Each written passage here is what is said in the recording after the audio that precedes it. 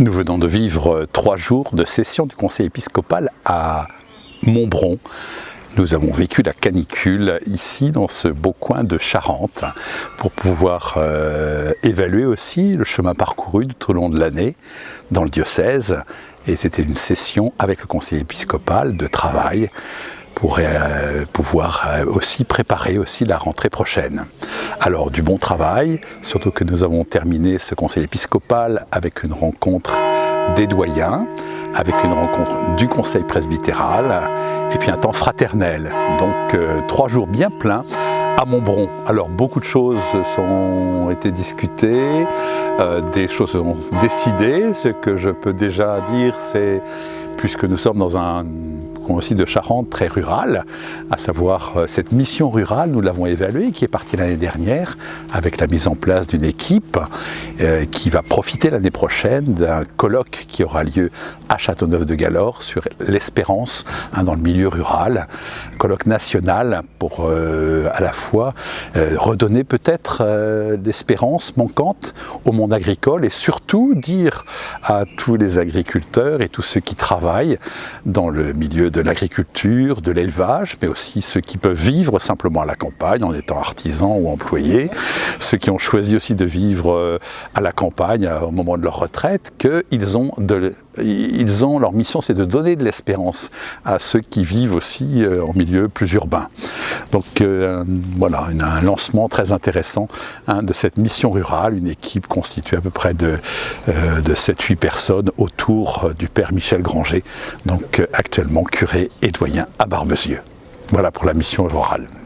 Alors si on se rappelle bien, l'année dernière, nous avons mis en place ces 5 doyennés, nous sommes passés de 13 à 5 doyennés, et l'année a été occupée dans les doyennés par aussi repenser un petit peu la vie des paroisses, et nous avons en particulier beaucoup réfléchi, il y a ces nouvelles paroisses, qui naissent, c'est-à-dire des regroupements de paroisses, et par ces regroupements, on voit bien qu'il faut aussi repenser la manière de vivre localement la vie chrétienne, d'où ce que nous trouvons dans nos orientations diocésaines de 2018, à savoir les communautés locales. Donc nous avons travaillé un petit peu sur ce sujet, l'idée étant de dire que c'est pas parce qu'il y a des regroupements que ce qui existe doit disparaître, et pour ne vivre que dans un endroit limité, là où le vit le prêtre.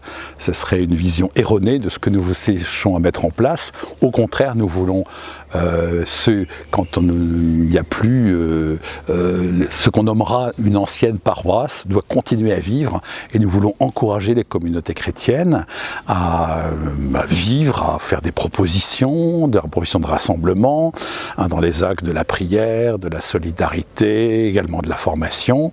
Ils ne sont plus paroisses en termes canoniques, mais ils sont bien communautés chrétiennes.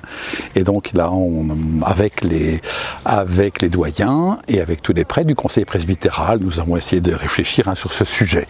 Et l'idée, c'était véritablement d'avoir des petites cellules vivantes de communautés chrétiennes un petit peu partout en Charente. On cherche à maintenir, à encourager et pourquoi pas à créer de nouvelles communautés locales. Voilà, donc le nouveau découpage des paroisses cherche à dynamiser le plus possible ces communautés locales. Si au cours de l'année nous avons continué à penser un petit peu une nouvelle organisation pour le territoire, nous voyons aussi que nous avons besoin de réinvestir à la fois dans de nouveaux projets et en particulier aussi de réveiller et d'éveiller ce sens missionnaire qui est constitutif de l'Église. Certes, il y a de nombreuses initiatives qui existent, mais on voudrait les encourager. Et à partir des débats qui ont été vécus dans les différents conseils, je pense en particulier au conseil pastoral, diocésain, nous avons pensé qu'il serait important de mettre en place une année avec un thème. Ce thème sera la mission. C'est d'autant plus important que le pape a décidé un mois de la mission en octobre 2019. Donc nous avons réfléchi sur ce thème avec les prêtres. On a juste évoqué le thème avant les vacances et avant l'été, pour que ça mûrisse et qu'on puisse le reprendre dans les différentes instances de la vie ecclésiale dès le mois de septembre. Malheur à moi si je n'évangélise pas, dit saint Paul. Alors pourquoi le dit-il?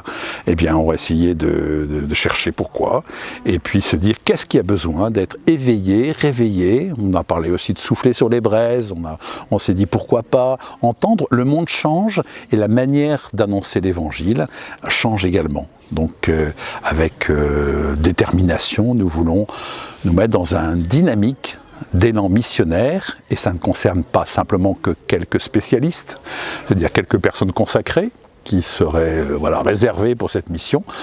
De plus en plus, et là depuis Vatican II, on le dit bien, prêtres et laïcs ensemble pour une mission commune. Donc qu'il soit un pour que le monde croie.